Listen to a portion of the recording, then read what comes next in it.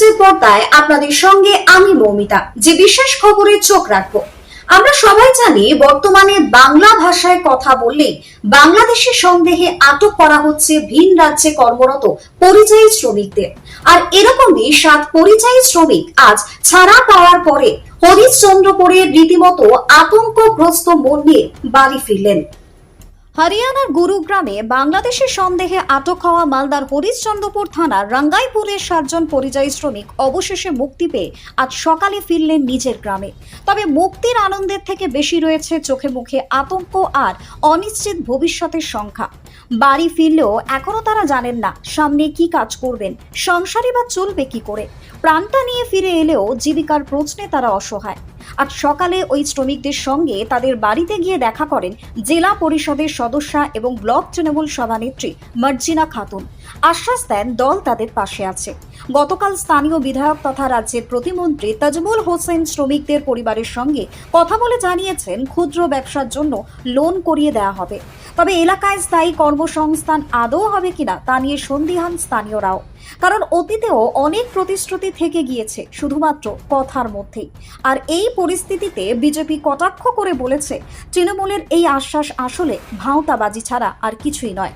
মালদা থেকে বিশ্বজিৎ মণ্ডলের report, target Bangla news. বাড়ি তৈরি করবেন ভাবছেন? বাড়ি তৈরির সমস্ত সরঞ্জাম কোথায় পাবেন? চিন্তার কোনো কারণ নেই। সমস্ত চিন্তার অবসান ঘটাতে আপনাদের হাতের কাছেই আছে শৌর্য মার্বেল অ্যান্ড টাইলস। বাড়ি তৈরির সমস্ত সরঞ্জাম, ইট, বালি, স্টোন চিপ, সিমেন্ট, রড থেকে শুরু করে সমস্ত কিছুই পেয়ে যাবেন শৌর্য মার্বেল অ্যান্ড টাইলসে। শুধু তাই নয়, বাড়ি তৈরি করলেন, বাড়িতে পাথর বসাবেন, টাইলস লাগাবেন, বেসিন লাগাবেন, তাও পাবেন শৌর্য মার্বেল অ্যান্ড টাইলসে। Marble, granite, tiles, sanitary, bath fittings দ্রব্যর একমাত্র বিশ্বস্ত প্রতিষ্ঠান। আমাদের ঠিকানা হলো ভগবতী বালিকা বিদ্যালয়ের পাশে। আমাদের দ্বিতীয় কাউন্টারটি হলো গোঘাট 1 বিডিও অফিসের গেটের সম্মুখে। বিশদে জানতে কল করুন 9064236218 প্রোপাইটার রাজা বিশ্বাস, গোঘাট, বকুলতলা, হুগলি।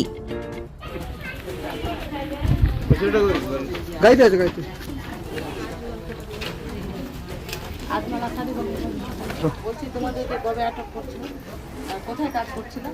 কাজটা কোথায় করছিল আর কতদিন থেকে কাজ করছিল? কবে গেছিল? 17 তারিখে আমরা এখান থেকে মারা 17 তারিখ। আচ্ছা, ওই 2 দিন লাগছে ট্রেনে যেতে। আচ্ছা, ওই 2 দিন কাজ করেছিল।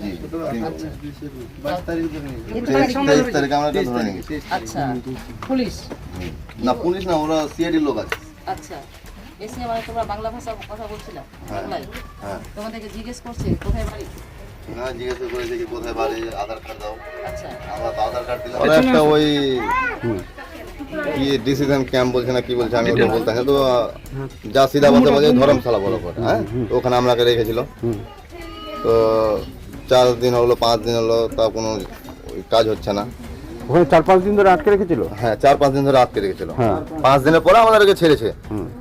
তো 3 দিনের পর আমাদেরকে নিয়ে গেল ওই ফিঙ্গার দেওয়ার জন্য।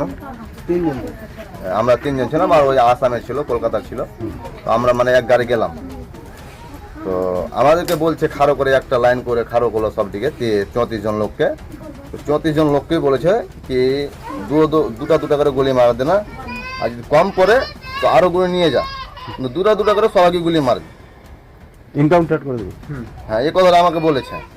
আমাকে কেউ সবাইকে বলেছে। মানে কে বলছিল? ওখানকার একটা ওই এসপি ছিল, উনি বলেছে। মানে এমনি ধমকাচ্ছিল। আমরা ধমকাচ্ছিল। আমরা কেন ডরাবো? আমরা ডরাবো না, আমরা তো হিন্দুস্তানি না আর কি। আমরা ডরাতে আসিনি এখানে, বুঝতে পারছো? তো আর কোনো নির্যাতন করেছে, মারধর দিয়েছে? না, মারধর তো ওটা করেনি। আর তারপরে কোনো হুমকি দিয়েছে? ওটার পরে আরেকটা হুমকি দিয়েছে। কি? ওই যে মানে কারোর নাম মিলছিল না, তখন বলছে কি এরা তো আর কি নাম মিলছে না, সোধাই পাঠিয়ে দাও বাংলাদেশ। ঠিকই আছে, আমরা কেন বাংলাদেশ যাব? আমাদের কেন নাম মিলবে না? একটু হয়তো আমরা ডরিয়ে আছি, আমাদেরকে ছোট ছোট চ্যাংরারা আছে, ওরা নাম ঠিক বলতে পারছে না। আলির জায়গায় হক বলে দিচ্ছে, আর হকের জায়গায় আলী বলে দিচ্ছে। কেন? ওই তো এখানে কিছু লিখে পড়াচ্ছে আর ওখানে কিছু বলছে, আর ওরা তো ফের মানুষ বলতাম না। তোমার নাম কি? আমার নাম উসমান আলী। তো সেখানে কি হক বলে দিয়েছিলে? আমাকে তো জিজ্ঞাসাই করেনি। আচ্ছা, অন্য যাকে জিজ্ঞেস করেছিল সে আলির জায়গা হক কেন বলবে? সে নিজের নাম জানে না? আর নিজের নাম তো জানছে, বাবার নাম, বাবার নামটা যেখানে লিখে পেরেছে। তো আমি তো জানছি আমার বাবার নাম আজহার আলী, আমি আজহার আলী বলেছি। এই ছেলেটা ধরে নাও আর বাপের নাম হলো উত্তম দাস, উত্তম দাস ঠিক বলেছে। আর বাপের নাম হলো ঝুকরু দাস, এই শুক্র দাস বলে গেছে। তো এখানে ওই দুটো নাম হয়ে যাচ্ছে। কাগজপত্র কি দেখিয়েছিল? কাগজপত্র কি দেখিয়েছিল? কাগজপত্র আমরা সবই দেখিয়েছিলাম, কিন্তু দেখছে না ওরা। এই কাগজপত্র দেখিয়েছিল? ওই আধার কার্ড দেখতে চেয়েছে, ভোটার কার্ড দেখতে চেয়েছে, প্যান কার্ড দেখতে চেয়েছে, সবই আমরা মাঙালাম। দলিল ভেঙেছিল, আমরা সবই মাঙালাম, কিন্তু মাঙাচ্ছে ঠিক, কিন্তু দেখছে না। তো দেখবে তাহলে তো কাজটা হবে, কিচ্ছু দেখছে না, খালি মাঙাচ্ছে। জিজ্ঞাসা করছি, তার মধ্যে কিছু বলে না, তাও কি কখন ছাড়বে আর কিছু। আবার তো যেতেই হবে নাকি কাজে? হ্যাঁ, কাজে তো যেতেই হবে। কাজ তো করতেই হবে, কাজ না করলে খাবো কি? কাজ না করলে খাবো কি আমরা? কাজে যেতে হবে। কাজে তো যেতেই হবে আমাদের। কোথায়? ওইখানে যেতে হবে। যেখানে জায়গা কাজে যদি যেতেই হবে। ওখানে যদি প্রয়োজন পড়লে ওখানেও যেতে হবে। হ্যাঁ, ওখানেও যেতে হবে। মানে হরিয়ানা যেতে হলে হরিয়ানাতেও যেতে হবে। হ্যাঁ, হরিয়ানাও যেতে হবে। কারণ আমাদের দেশে কাজ নেই তো, আমাদের দেশে কাজ নেই, আমাকে ওই দেশে কাজে যেতেই হবে। গুজরাট হোক, হরিয়ানা হোক, দিল্লি হোক, পাঞ্জাব হোক, যে কোনো আমাকে দেশে কাজে যেতেই হবে। তো আমরা বাইরে গেলে তার মানে কি চাইছে? মানে নিরাপত্তা চাইছে। হ্যাঁ, নিরাপত্তা চাইছে, যেন আমাদের উপরে কোনো ঝঞ্ঝট না হয়, কোনো অত্যাচার না হয়, কি না? আমরা এটাই চাইছি। আমার নাম হলো উসমান আলী। ওখানে অত্যাচার করেছিল কোনো? না, অতটা অত্যাচার হয়নি। অতটা মানে কি? কোনো অত্যাচার করেছিল কি? হ্যাঁ, ওই একটু হুমকি দিয়েছিল, ওগুলো মারধর করেছিল? না, মারধর করেনি, ওইটা করেনি। হুমকি কি দিয়েছিল?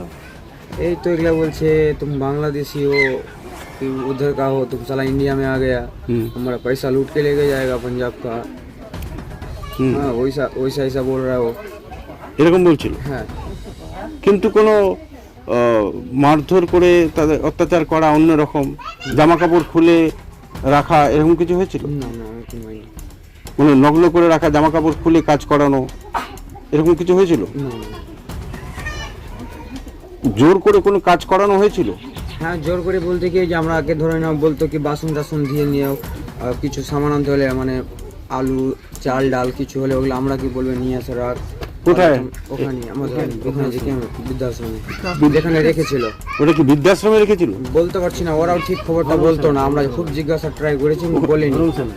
ও মানে ধর্মশালা ছিল ওটা নাকি? হ্যাঁ। মানে ডিটেনশন ক্যাম্প ওটা একটা বানিয়েছে? হ্যাঁ, সবকে দেখছি ধরে ওখানে রেখে। আর কেউ ছিল ওখানে? হ্যাঁ, অনেক লোক ছিল। মানে যারা ছিল সবাই এই পরিযায়ী শ্রমিক ছিল না অন্য কেউ ছিল? আমাদের মতন সব সিম্পল লোক, কাজ কর খায়। ওখানকার লোকজন ছিল সেখানে?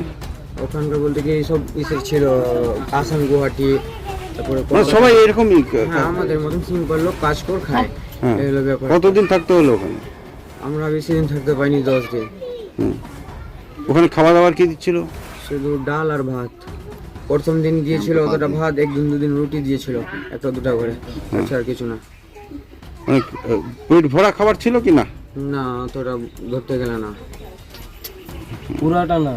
হ্যাঁ, আর অন্যরকম অত্যাচার করেনি ওখানে? মারধর কিছু করেন? মারধর ওগুলো কিছু হয়নি, ওই একটু খালি কাগজ দেখিয়েছিলেন? হ্যাঁ, মানে দেখাতে চাইছি, ওরা দেখেনি। যখনই কিছু বলতে যেত, হয় নিকলো আন্দর যাও, মানে কিছু বলতে দিত না, জায়গা বলা যায়, তার মধ্যে ভিতর পাঠিয়ে দিত না, আমরাকে বাইরে যেতে দিত কোথাও না।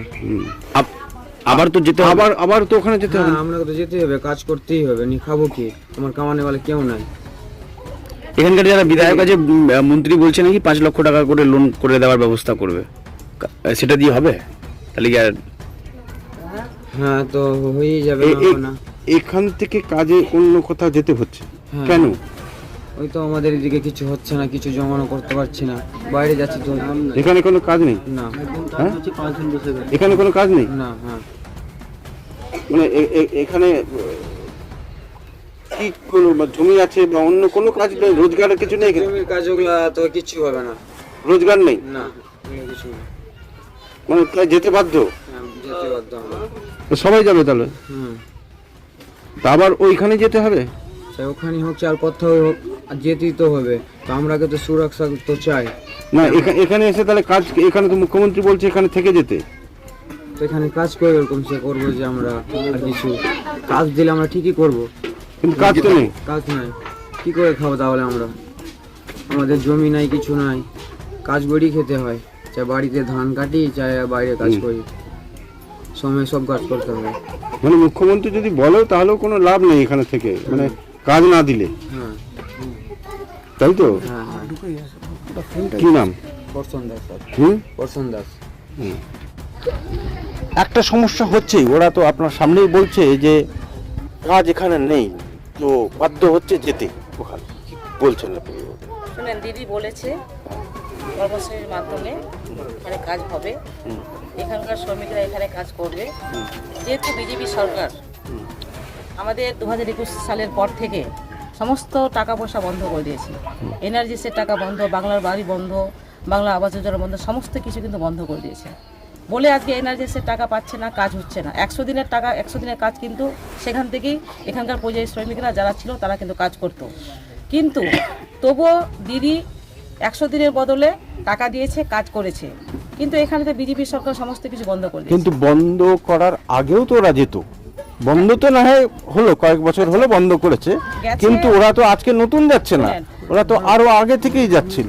কাজ করতে যাচ্ছে। শুনেন, হুম। এটা হচ্ছে আমাদের ভারতবর্ষ, বিভিন্ন রাজ্যের বিভিন্ন জায়গায় কাজ কাজ করতে করতে পারে। যেতে- হ্যাঁ, যেমন একদম। বিহারের পরিযায়ী শ্রমিকরা, বিহারের মানুষরা এখানে আমাদের বাংলায় এসে কাজ করছে, যেমন হরিশ্চন্দ্রপুরে যার যেটা কাজ সেটা কাজ করছে, যেমন মাখনার কাজ করছে বিহারের দারভাঙ্গা, তারা এসে কাজ করছে। আমাদের বাংলার যে আমরা যে বাংলার মানুষ, বাংলা সরকার তাদের উপর তো কোনো অত্যাচার করছে না।